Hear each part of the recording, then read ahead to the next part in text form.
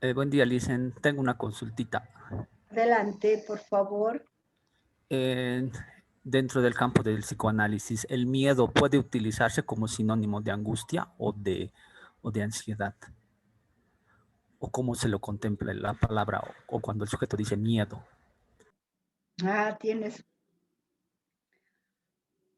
Tienes una buena pregunta. Eh,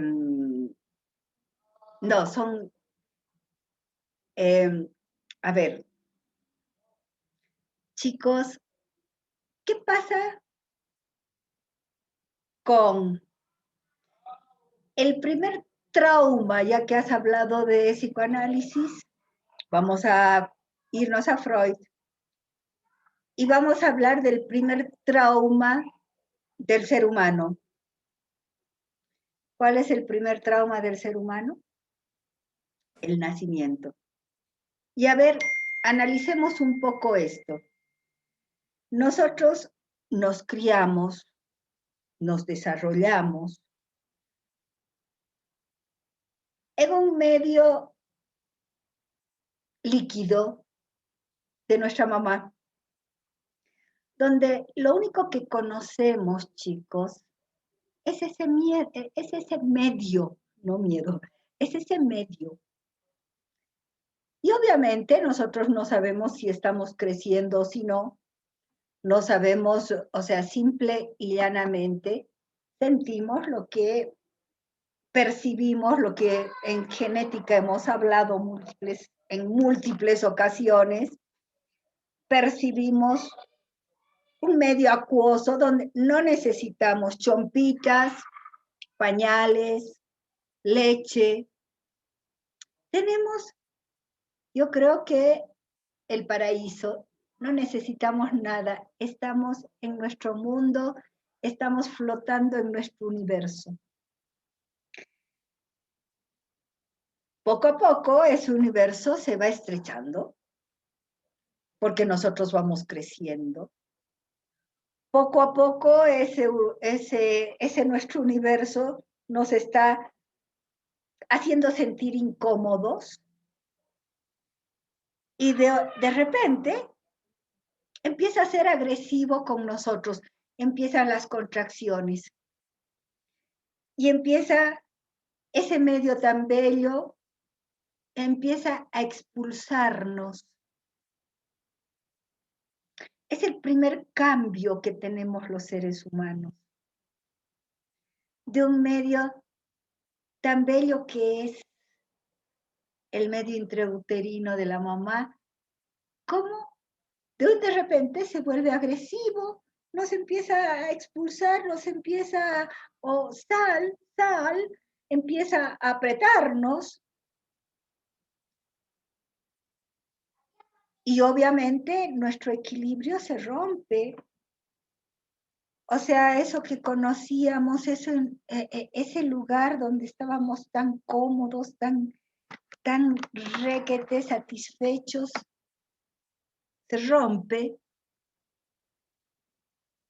Y lastimosamente, chicos, empieza todo el proceso de parto, que es un proceso bastante agresivo para la mamá y para el niño. Con la diferencia de que la mamá sabe lo que está enfrentando, sabe lo que le está pasando, en cambio al niño no. Y piensen ustedes el terror, el pánico que ha debido ser para el niño enfrentar ese algo nuevo. Por lo tanto, primera premisa, amigo, todo cambio nos moviliza. Eh, y nos va a movilizar siempre, toda la vida.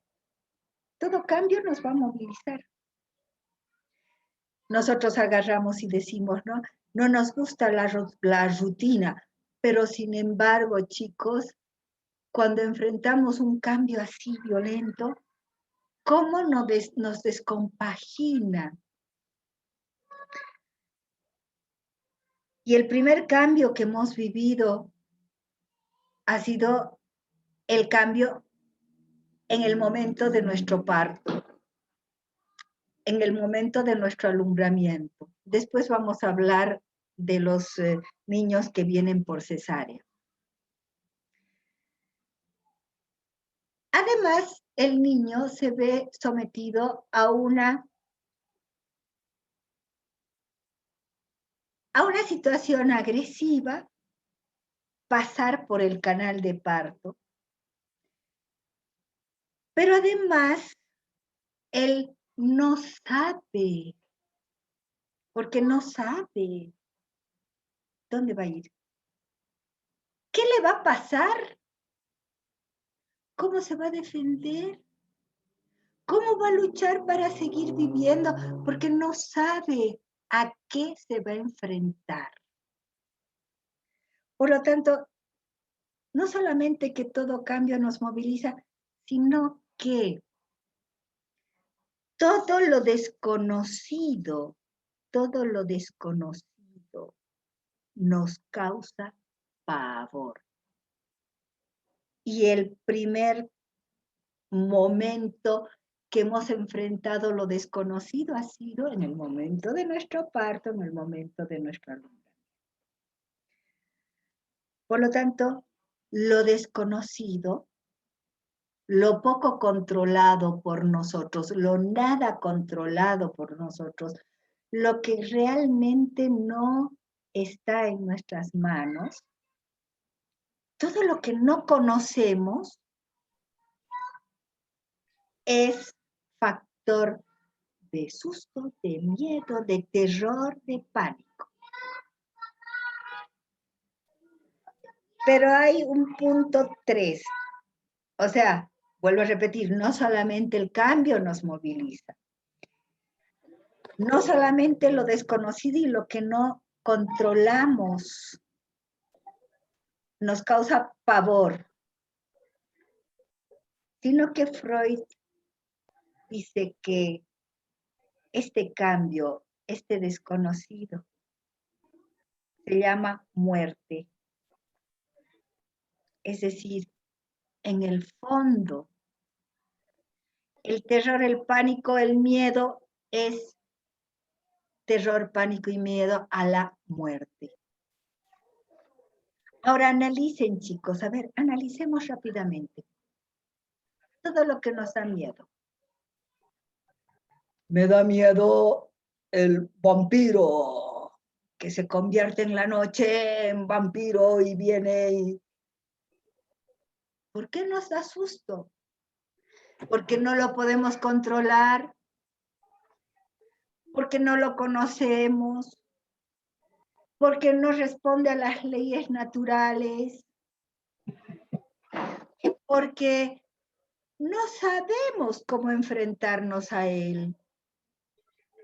Ya, sacamos nuestros ajos. No, de acuerdo a la leyenda de Transilvania, ajos, o esperamos la luz del sol para que se achicharre. Leyenda, chicos, leyenda. ¿No? Pero si nosotros analizamos el por qué nos da miedo el vampiro, el Drácula, vamos a ver que detrás de ese poderío, de ese ser invencible y que no responde a leyes naturales, no, está la muerte, está el temor a la muerte. Melissa, tu micrófono.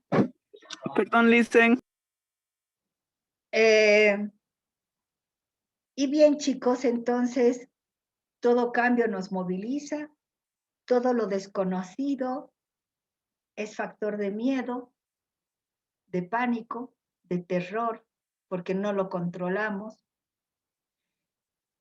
Y todo lo que nos moviliza y todo lo que es desconocido tiene su máxima expresión en la muerte.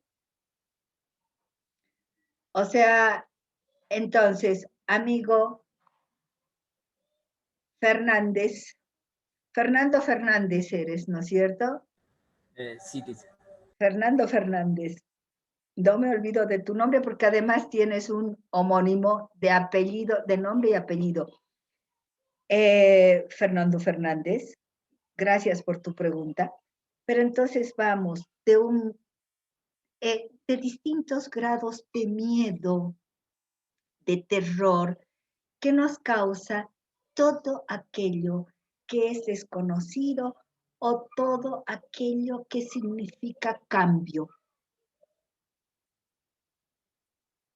Todo aquello que no lo controlamos, porque en el fondo, chicos, en el fondo es el miedo a la muerte.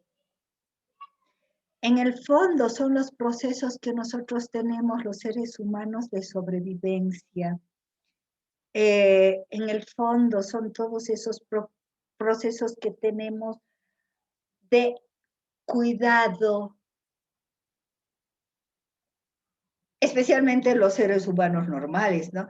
Porque aquellos que tienen depresiones con componentes autoagresivos o con componentes suicidas, bueno, es otra cosa, pero eso es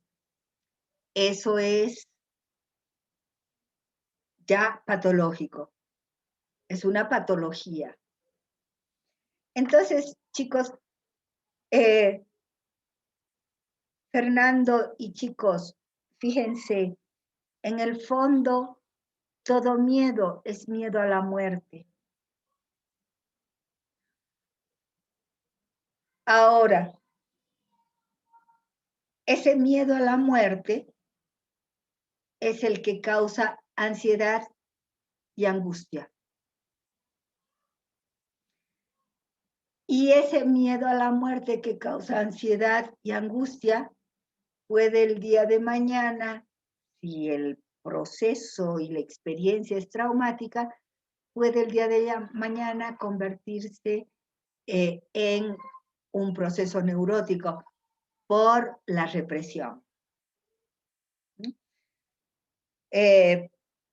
Pero no, Fernando, tenemos que diferenciar.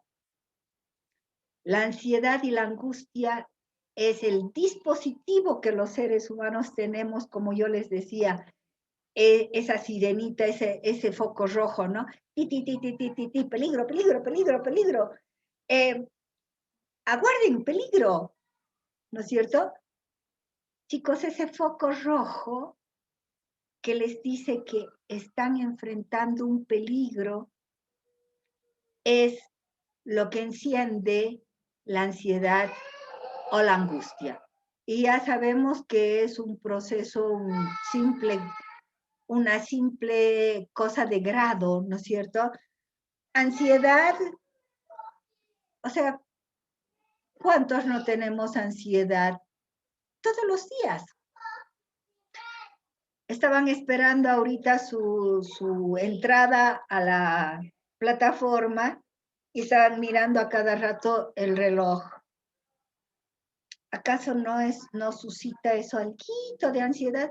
Pero una ansiedad bajita porque saben de que van a ir, van a prender su computadora y listo, vamos a estar tranquilos en la clase y a no ser que yo diga, Stephanie, contéstame, o Valeria, o Wara, ¿qué haces? ¿Qué dices?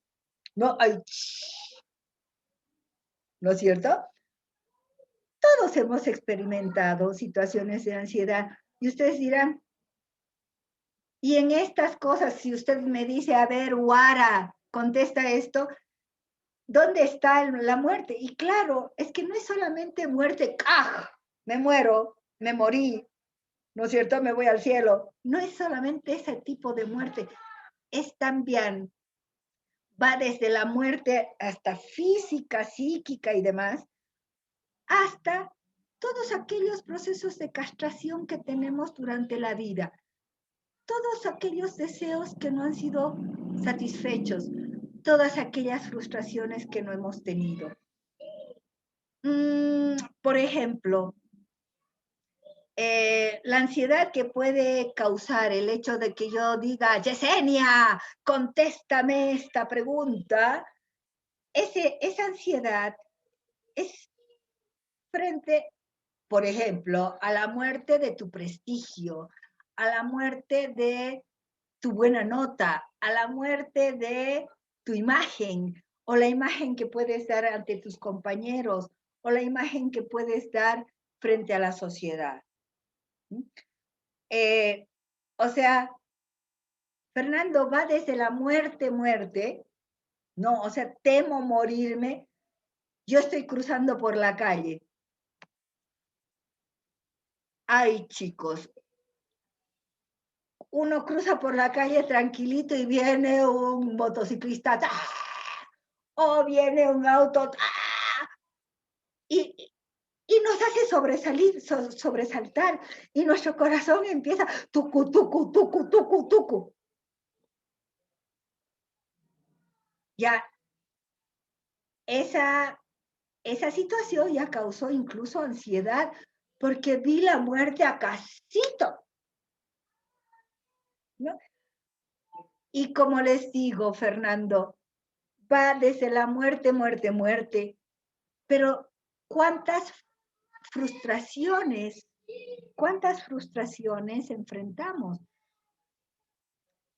Es posible, por ejemplo, el temor ahorita a enfermarnos. Hablemos de la posibilidad de morirnos.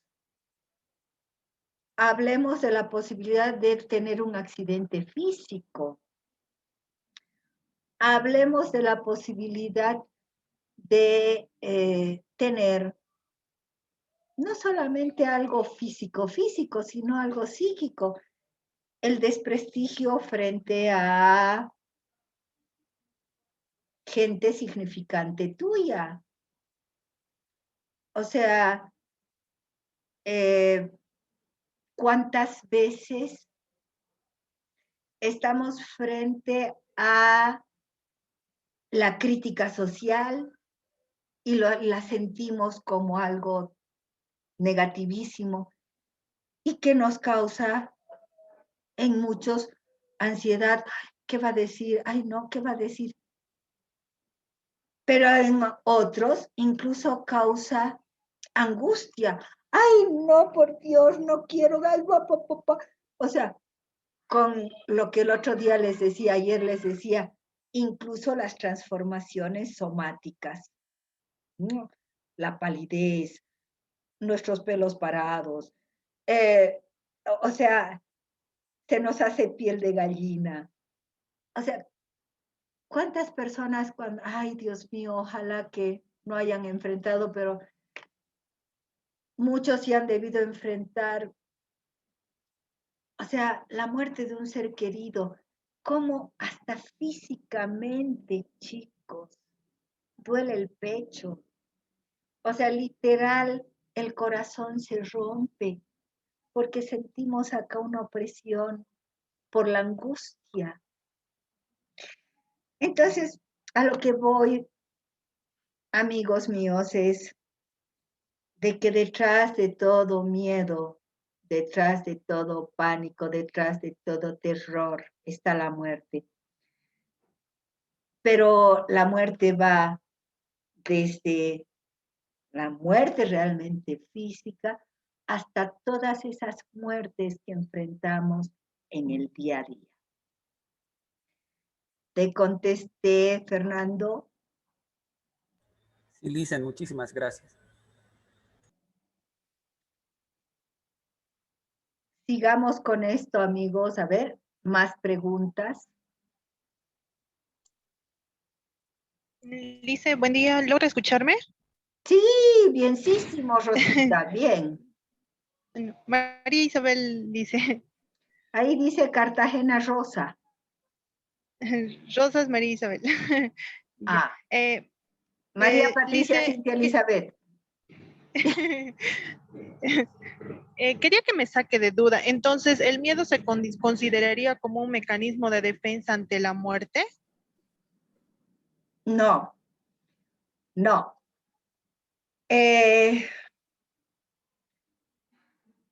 la actitud que suscita el miedo es el mecanismo de defensa. Es decir, a ver, en la vida, Isabel, en la vida nosotros caminamos y tenemos diversos obstáculos, diversas frustraciones, diversos avatares que nos da la vida, ¿no es cierto? Pues bien, en este proceso de vivir, algo que nos enseñan desde chicos es no todos sus deseos van a ser cumplidos. Algo que nos enseñan desde chicos es de que la vida tiene obstáculos y que nosotros tenemos que saber enfrentar y salvar los obstáculos. Algo que nos enseñan desde chicos es de que tenemos que enfrentar frustraciones y fracasos. Por lo tanto, cuando nosotros enfrentamos insatisfacciones o estos fracasos, estas frustraciones, se emergen nuestros mecanismos de defensa como una forma de equilibrar, digamos, el medio que es frustrante, la vida que es frustrante y nuestro mundo interno. Chicos, siempre nosotros tenemos que, tendemos a equilibrar lo que nos da la vida y qué pasa con nosotros y lo que nos da la vida. ¿Se acuerdan? Conmigo han llevado asimilación, acomodación, que es inteligencia de Jean Piaget. Pero ahorita vamos un paso más allá. No solamente hablamos de procesos conscientes, sino que también hablamos de procesos inconscientes. Ahora, en genética hemos hablado de los procesos conscientes. Ahora vamos a hablar de los procesos, además, inconscientes. Entonces, amiguita Isabel, y para todos, en estos procesos en los que no van a ser satisfactorios para nosotros, es cuando nosotros ponemos en juego nuestros mecanismos de defensa con el fin de equilibrar de nuevo esta relación entre el mundo externo y el mundo interno. Ahora, los mecanismos de defensa, de acuerdo a Melanie Klein, van a ser mecanismos adaptativos o no adaptativos. ¿Cuáles son los mecanismos adaptativos? Chicos, los mecanismos adaptativos, lo hemos visto el semestre anterior, son aquellos que generalmente, de acuerdo a Klein, se instauran en el periodo, en esa etapa infantil, en el que integramos la imagen de mamá. Ya no tenemos pecho bueno, pecho malo, sino uno solo. Y aparece la culpa y la reparación y los procesos reparatorios. Y ahí aparecen los mecanismos neuróticos, porque el neurótico es aquel que comete errores, que puede agredir a los objetos amados. Fíjense, chicos, nosotros agredimos no al vecino del frente, Agredimos a las personas más significantes para nosotros. Agredimos a las personas que más amamos o que más nos aman.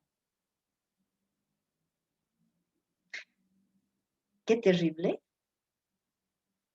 No, pero bueno, agredimos, cometemos errores y tenemos la posibilidad de reparar. Qué interesante esto, y quisiera recalcar, qué interesante esta posibilidad de reparación. Miren qué bonito. Y los neuróticos somos esos. Somos los que nos sentimos culpables y queremos reparar al objeto agredido, al objeto dañado. Y tenemos esa posibilidad, chicos. ¡Wow! Tenemos esa posibilidad de reparación. El psicópata no. El psicópata no tiene culpa. Tiene un superior hábil, que quiere decir que está al servicio del ello, que en un principio parece totalmente reglado, pero se pone y se coloca al servicio del ello, únicamente para cubrir su placer, su satisfacción, pero no hay sentimiento de culpa. Y acá, Fernando, también va la respuesta para ti.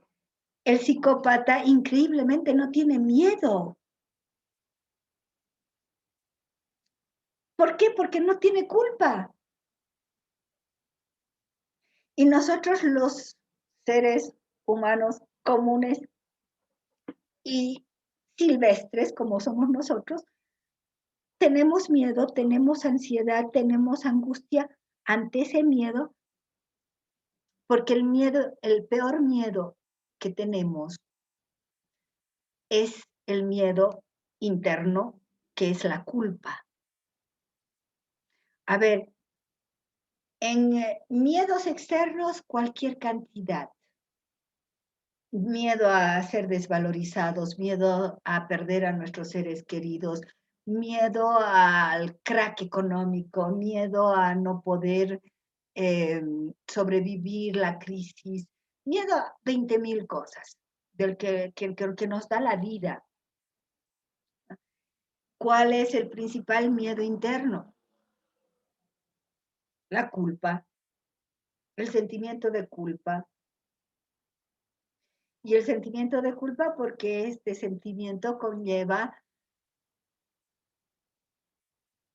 una especie de autoagresión contra nosotros mismos. Es decir, me siento culpable y mientras no repare esta culpa, no me voy a sentir bien. Cosa que, fíjense bien, lo utilizamos mucho en psicoanálisis y lo utilizamos mucho en, por ejemplo, dentro de la doctrina católica, los procesos de confesión. El por qué, el hablar de nuestras culpas, sentimos de alguna forma alivio, sentimos de alguna forma superación de esa culpa. Y los actos de constricción son la forma de reparación. Y que en la vida cotidiana se dan muy comúnmente, es decir, esta mañana me levanté y a mi mamá la traté mal. Y más tardecito voy, mamá, ¿te ayudo? Mamá, perdóname. Mamá, te lo arecito.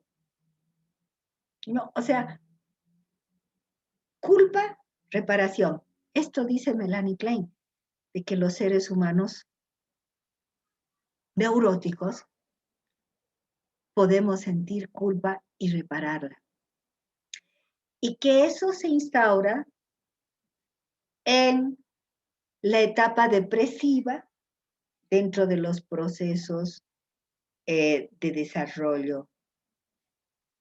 En cambio, los mecanismos no adaptativos, chicos, son aquellos que se instauran en el periodo, en la etapa esquizoparanoide, en la que vemos parcialmente a la mamá, pecho bueno, pecho malo, pecho satisfactorio, pecho insatisfactorio. No podemos integrar a una mamá. Y tenemos mucho miedo de que nuestra agresión que se suscita por la insatisfacción dañe al objeto bueno. Y por lo tanto, para que no dañe al objeto bueno, escindimos, dividimos, para que no dañe al objeto bueno. Y es ahí donde se instauran si nosotros los seres humanos tenemos algunos procesos traumáticos durante esta etapa, pues es ahí donde se instauran los mecanismos más débiles, mecanismos escindidos, mecanismos esquizos. Y bueno, es ahí que si estamos fijados en una etapa esquizoparanoide, vamos a emplear mecanismos débiles y cualquier factor de obstáculo, de controversia en la vida va a ser un factor que nos puede llevar hasta una enfermedad mental. El otro día les decía, nuestra materia moviliza mucho. Y chicos, con este test, con el cuestionario desiderativo, vemos, hay personas que posiblemente el día de mañana pueden llegar a tener una enfermedad mental, pueden llegar a desarrollar una esquizofrenia, una psicosis en general. Y nosotros observamos eso y decimos, wow, ¿y ahora qué? Chicos, hay personas que pasan por la vida con esos mecanismos así débiles y que nunca desarrollan una enfermedad, porque la vida es benévola con ellos. Porque, por ejemplo, no tienen grandes frustraciones ni grandes luchas. ¿No les ha pasado de que a veces han mirado la vida de un vecino, de una vecina y han dicho, qué bonito su camino! Mira, no tiene problemas, trabajan, se aman, todos están bien, o sea, hacen una vida maravillosa, bonita. Y en cambio yo tengo que hacer esto, tengo que hacer lo otro, tengo que enfrentar esto y lo otro. Chicos, cada uno tiene su camino. De nada nos vale mirar la vida ajena, tenemos que mirar la nuestra y dar solución a lo que nosotros nos toca vivir y enfrentar. Y entonces, chicos, de acá surge la idea de que, bueno, sí es verdad, con nuestro cuestionario desiderativo vemos a veces cosas que no queremos ver, debilidades que no queremos ver, debilidades que nos pueden hacer tener la certeza como psicólogos de que esta persona es débil y que el día de mañana puede desarrollar una enfermedad mental, pero jamás vamos a ir y les vamos a decir, oye, te cuento que eres tan débil que directito al Pacheco. vas a morir en el Pacheco. Jamás, chicos, jamás de los jamases. Así como el médico agarra y dice, pronóstico reservado. Pero doctor, ¿qué le va a pasar? Reservado, no sabemos, solo Dios sabe. Pues nosotros también, cuando vemos una debilidad yoica muy grande, pronóstico reservado. No vamos a decirle, oye, uy, tu desiderativo, listo, kick. Chicos, no, ¿quiénes somos nosotros para predecir? De repente esa persona nunca desarrolla la psicosis o nunca tiene ninguna crisis. Y se muere feliz siendo una persona dependiente, siendo una persona inmadura, siendo una persona con kilo de síntomas, pero sin haber desarrollado una crisis psicótica. Por lo tanto, a ese tipo de personas con ese tipo de diagnóstico, siempre el pronóstico es para nosotros reservado, porque no somos quien para decir cuándo, cómo y dónde van a desarrollar la enfermedad. Lo máximo que podemos hacer es, si vemos una estructura prepsicótica, es, señor, necesito la intervención de un psiquiatra. Lo máximo.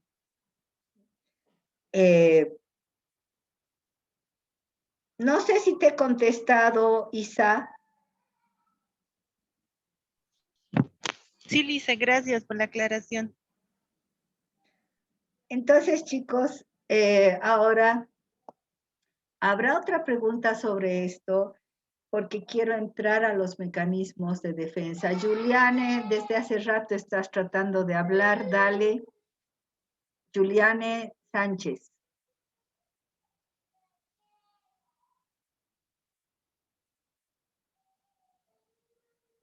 Juliane.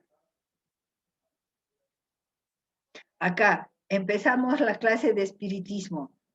Juliane, toca un poquito tu micrófono para saber si estás ahí. Danos a conocer tu presencia, Juliane. Hace minutitos prendiste tu micrófono y ahora lo cierras y no me escuchas.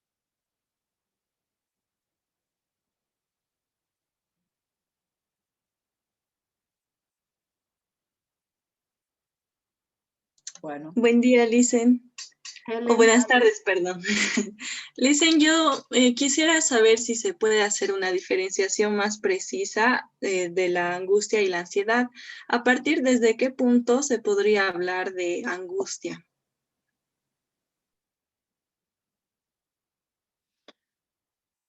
Ay, Helen,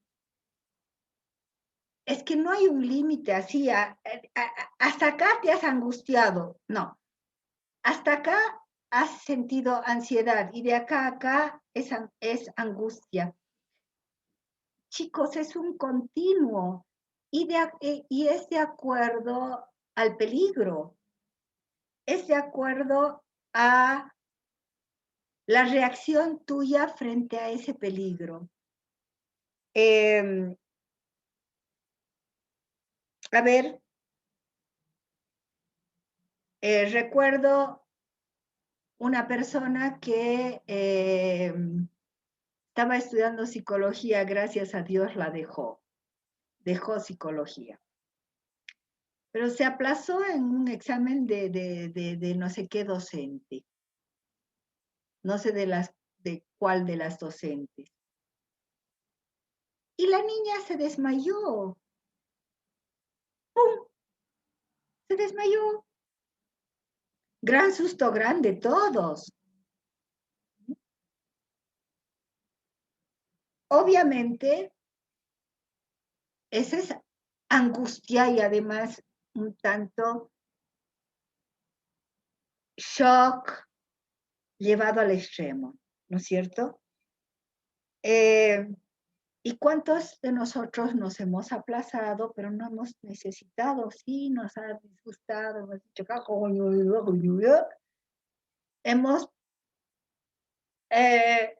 nos hemos autocriticado. No, la mayor parte de las veces nos critican a nosotros, esa docente que me ha aplazado.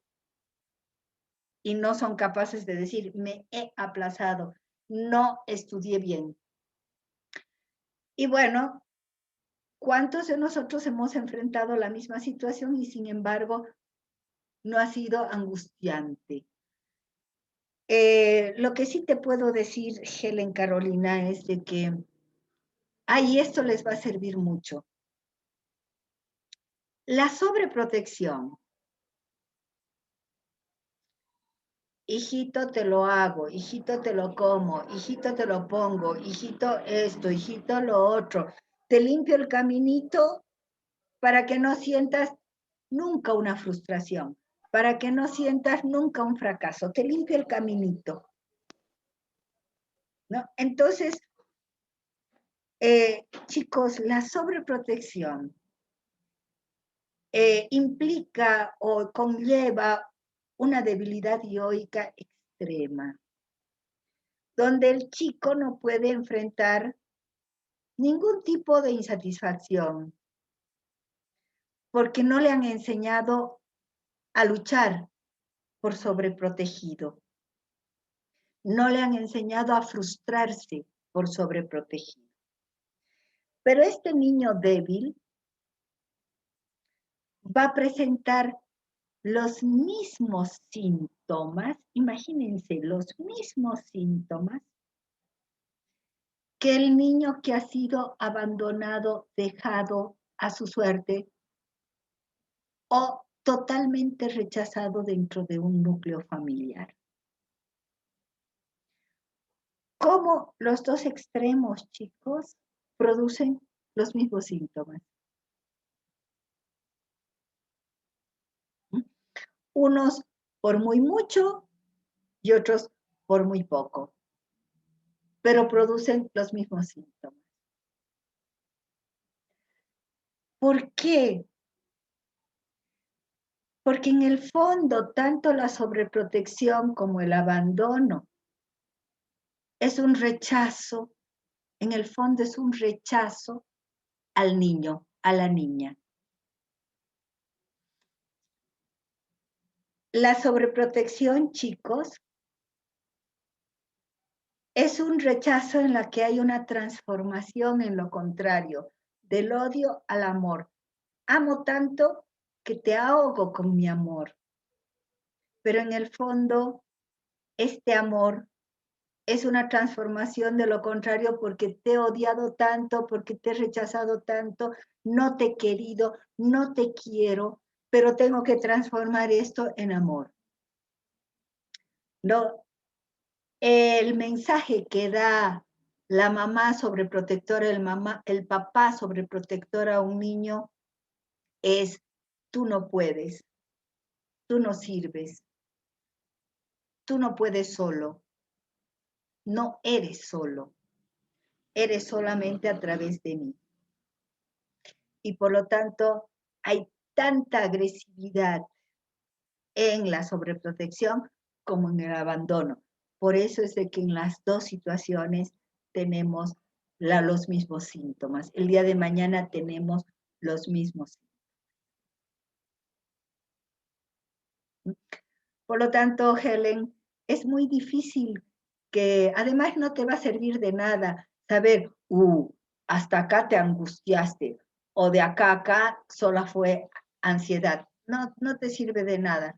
Lo que te sirve es que ante toda situación de angustia o de ansiedad, se despiertan los mecanismos de defensa. Y ahí es donde tú vas a poder ver y evaluar si los mecanismos son adaptativos o no adaptativos. No sé si me dejo entender. O sea, sí, qué bonito. De acá a acá tuviste ansiedad y de acá a acá angustia. No. Chicos, no sirve de nada. Solo sirve el hecho de que, claro, el saber de que la angustia es un grado mucho mayor de miedo, de pánico, de terror, y que incluso hay transformaciones somáticas.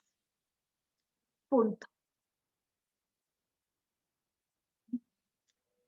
¿Te contesté, Helen? Sí, Listen, gracias. ¿Más preguntas? Listen, yo tenía una pregunta respecto al test. Ya que es un test agresivo, ¿será que se puede tomar en algún momento después tal vez de que una persona pase un duelo o no se puede tomar ya esa persona?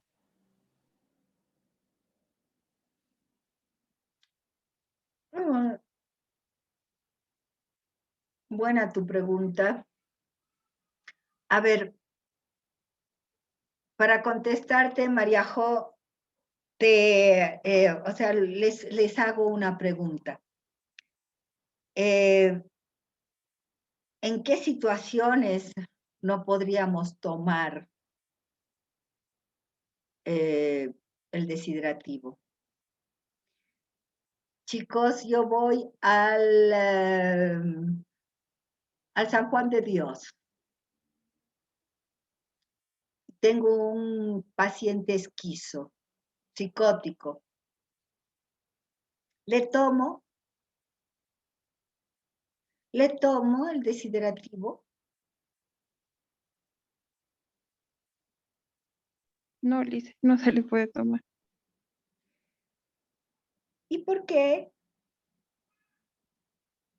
Porque ya existe una debilidad emocional dentro del sujeto. Por supuesto, María Jo. El deshidrativo está para diagnosticar la fortaleza o la debilidad yoica a través del empleo de los mecanismos de defensa. Por lo tanto, ¿de qué me vale ir y tomar a un psicótico si ya está diagnosticado? O sea, no me sirve de nada. Entonces, a personas diagnosticadas ya no es posible tomar el deshidrativo.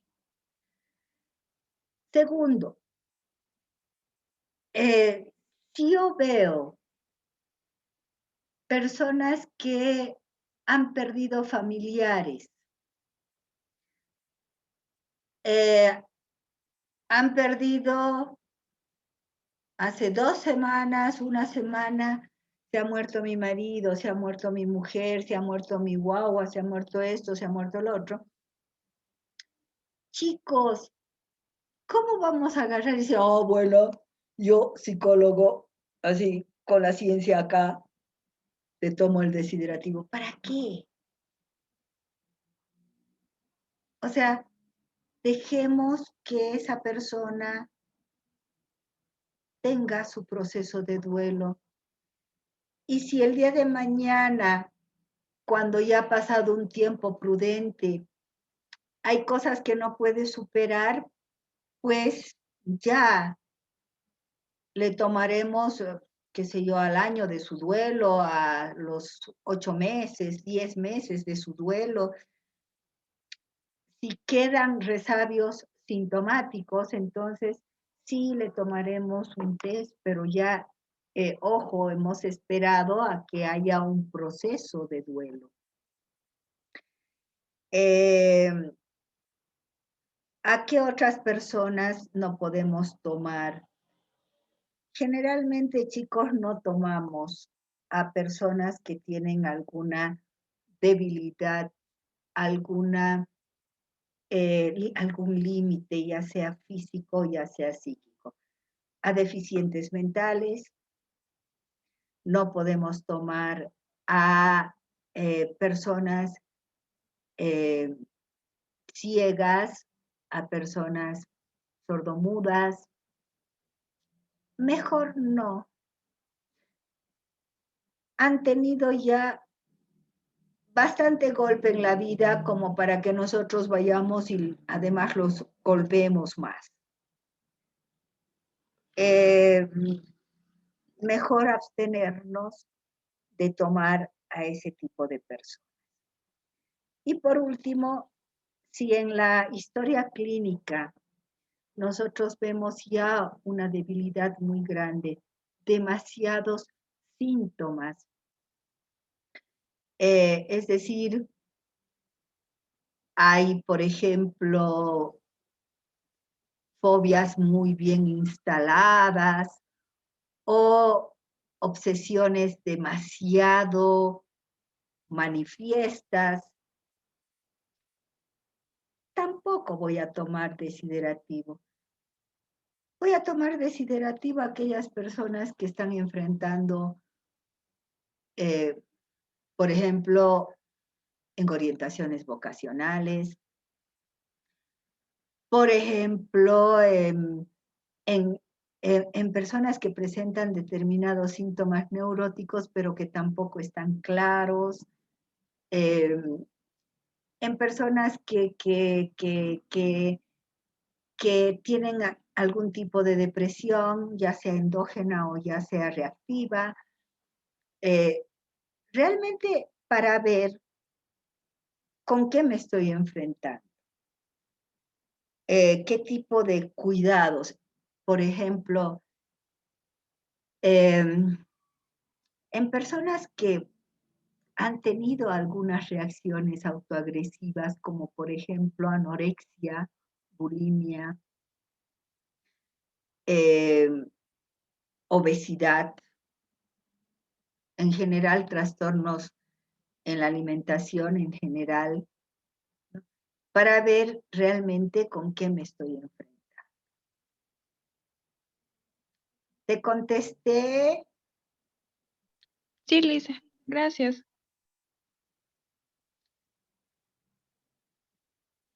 ¿Alguna pregunta más sobre el tema?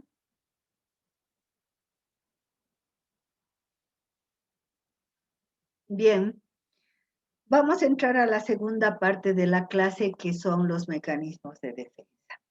Desde un principio ya les he venido diciendo de que los mecanismos de defensa pueden ser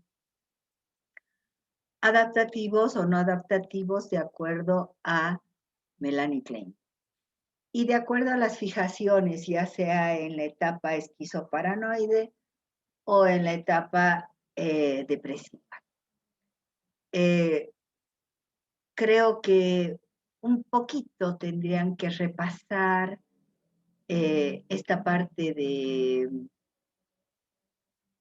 Melanie Klein, en la que pues ella postula de que hay un yo, un germen de yo, un yo muy débil desde que nacemos. ¿Por qué? Porque ella dice de que desde que nacemos emitimos mecanismos de defensa. ¿Y cómo emitimos mecanismos de defensa? Pues emitimos mecanismos de defensa porque nosotros vamos de alguna u otra forma defendiéndonos de las insatisfacciones que nos puede presentar el medio. ¿Y cómo los vamos procesando? A través de estas dos etapas, ¿no? Etapa esquizoparanoide, pecho bueno, pecho malo, y etapa depresiva, que es la más, digamos, evolucionada, la que nos permite entrar en un mundo neurótico y no estacionarnos en un mundo psicótico. Ahora bien, también desde un principio hemos visto, no desde el principio de proyectivas, de técnicas proyectivas solamente, sino ya ustedes lo han podido ver en psicoanálisis, todo en torno a los mecanismos de defensa. Ustedes tienen que estar manejando y dominando muchísimo las características de todos los mecanismos de defensa. Por lo tanto, lo primero es algo que ustedes ya saben, ¿no? Aquellas defensas más comunes de los distintos cuadros del ser humano, que presenta el ser humano. Por ejemplo, dentro de los cuadros neuróticos, tenemos los mecanismos característicos de la histeria. ¿Cuáles son los mecanismos característicos de la histeria? La primera, represión, pero también están mecanismos como seducción o como conversión o somatización. Ojo, conversión y somatización es lo mismo. Tenemos cuadros como, por ejemplo, los cuadros obsesivos, cuyos mecanismos ya también son estos de transformación en lo contrario, formación reactiva, mecanismos que caracterizan a todo lo que es el cuadro neurótico obsesivo, muchas veces las racionalizaciones, intelectualizaciones. Tenemos en los cuadros fóbicos las evitaciones, las evasiones o evitación, que es lo mismo. Tenemos en los cuadros depresivos las identificaciones proyectivas. En el cuadro psicopático, o sea, de psicopatía, o sea, de los psicópatas, tenemos la identificación proyectiva evacuativa. En los cuadros y las estructuras perversas, tenemos sobre todo ese cúmulo de cosas de negación, renegación, denegación, todas las negaciones. Por lo tanto, he hecho un repaso así muy rápido de aquellos mecanismos característicos de cada cuadro. No es la primera vez que estamos escuchando esto, como les decía, lo han escuchado ya en psicoanálisis. El semestre anterior hemos tenido atisbos sobre esto.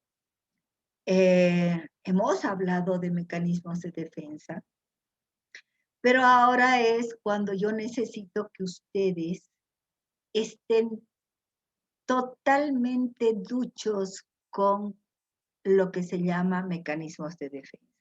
No solamente los mecanismos, no quiero que solamente manejen los mecanismos comunes, sino aquellos más especiales.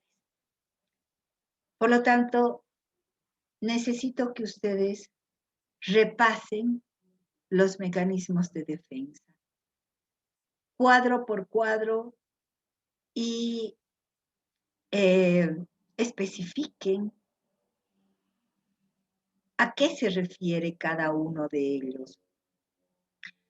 Chicos, en mecanismos de defensa, nosotros tenemos muchísima bibliografía.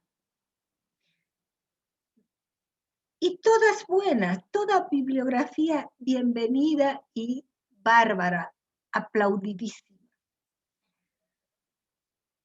Por lo tanto, vámonos y sumerjámonos y naveguemos dentro de lo que es Google, el Google un tanto científico, y busquemos lo que son los mecanismos de defensa.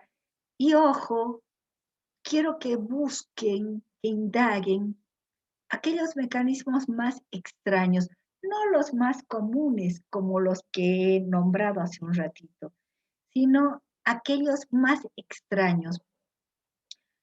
A ustedes les va a servir mucho el saber todos los mecanismos de defensa y cómo se manifiestan, porque de eso se trata, chicos. Y no solamente se trata en el desiderativo, sino se trata en todos los test proyectivos que vamos a ver de aquí en adelante.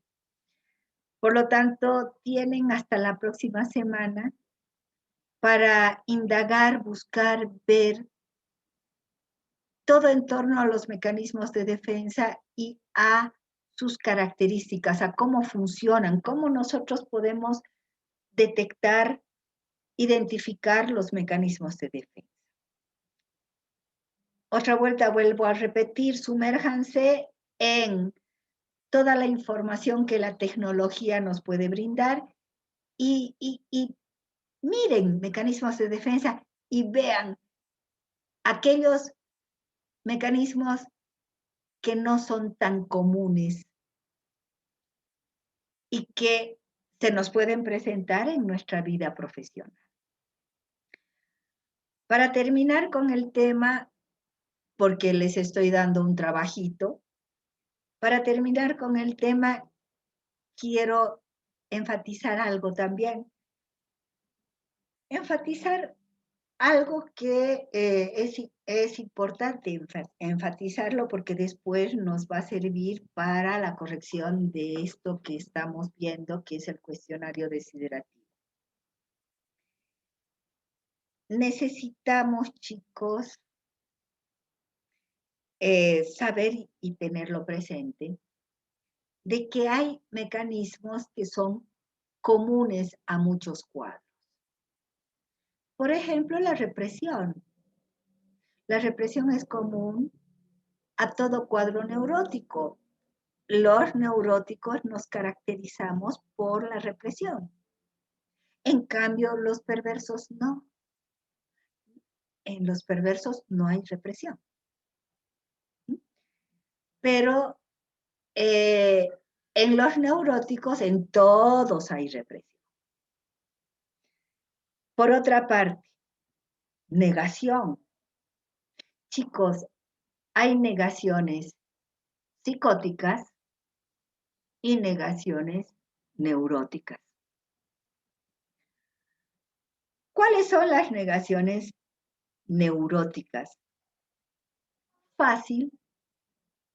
Son las que tienen asidero, son las que tienen lógica, son las que tienen causa-efecto, son las que tienen una explicación lógica, real, con principio de realidad.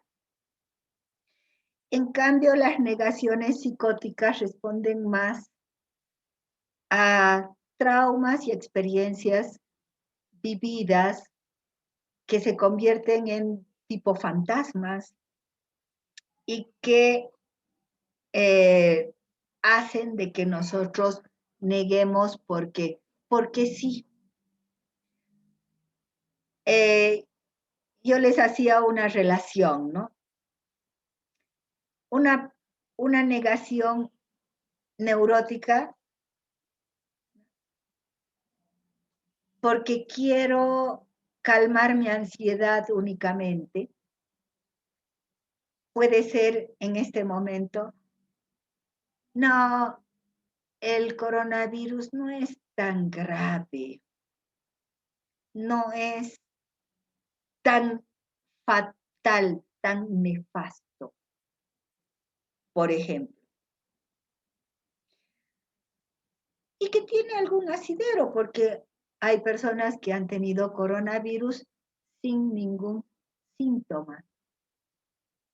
Y hay personas que han tenido coronavirus y han llegado hasta terapia intensiva, han estado semanas en terapia intensiva, y hay algunas que incluso han muerto.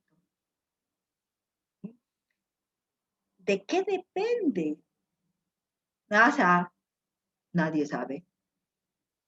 Pero la negación neurótica no es tan letal, que tiene algo de lógica. En cambio, una negación más tipo psicótica, coronavirus, invento de los países capitalistas, invento del gobierno para tenernos así encerrados. Soros, está detrás Soros y Bill Gates. Entonces, chicos, no sé si ven la diferencia. De todas formas, la negación más débil es una negación de la realidad. ¿Mm? Por ejemplo, cuando nosotros emitimos la consigna del desiderativo, el que la persona no escuche, no se someta a nuestra consigna. Si usted pudiera dejar de ser persona, ¿en qué le gustaría convertir? Me gustaría ser un lorito de las montañas. ¿Por qué le gustaría ser? Porque es bonito. Si usted pudiera dejar de ser persona y animal, ¿en qué le gustaría convertir? Me gustaría ser un papagayo. O sea, si acabo de decirle no animal, ¿por qué negó mi consigna? ¿No escuchó? ¿No la entendió? ¿O simplemente no se sometió a la orden? ¿O la consigna le produjo tanta ansiedad, tanta angustia inconsciente que necesitó negar la consigna? Entonces, chicos, ese es, entre nosotros, yo la llamo negación perceptiva de la realidad. Pero ojo, cuidado, no vayan a decir a otros psicólogos, esto dice la licenciada. No, porque es un invento mío para que ustedes reconozcan cuando una negación es débil, es una negación psicótica, y cuando es una negación neurótica. Entonces, quedamos en que este es un pacto entre nosotros que simplemente para diferenciar, simplemente para que nosotros estemos más seguros de qué tipo de negación es. Existen otros mecanismos como la intelectualización y la racionalización, que pueden ser mecanismos que estén presentes en casi todos los cuadros, chicos. O sea, ustedes han visto perversos que son científicos. Adelante. Han visto todo tipo de neuróticos que utilizan la intelectualización o la racionalización, pero siempre. Han visto psicópatas con racionalización y es un ducho, el psicópata es duchísimo en hacer racionalizaciones e intelectualizaciones, chicos. Por lo tanto, estos son, y hay otros más, estos son en general los mecanismos que ustedes tienen que tener en cuenta de que no son privativos, así, solamente los neuróticos o solamente los psicóticos, no. Son mecanismos que pueden estar presentes en distintas estructuras y en distintos cuadros. Bien, habiendo hecho el primer beso a mecanismos de defensa, me despido. Tienen tareita y la tareita va a ser para la próxima semana. Y mañana, mañana nos vamos a encontrar con el otro grupo en los horarios del otro grupo, pero como ya saben, todos los de Proyectivas 2, sea grupo 1 o grupo 2, pertenecen al mismo nivel. Y lo que se da en un grupo enriquece al otro, y lo que se da en el otro enriquece al otro. Bienvenidos los que pueden estar presentes, y los que no pueden estar presentes, pues verán la clase grabada. Pero ambos grupos tienen que ver todo lo que se da en el grupo 1 como lo que se da en el grupo 2. ¿Alguna pregunta antes de despedirme de ustedes?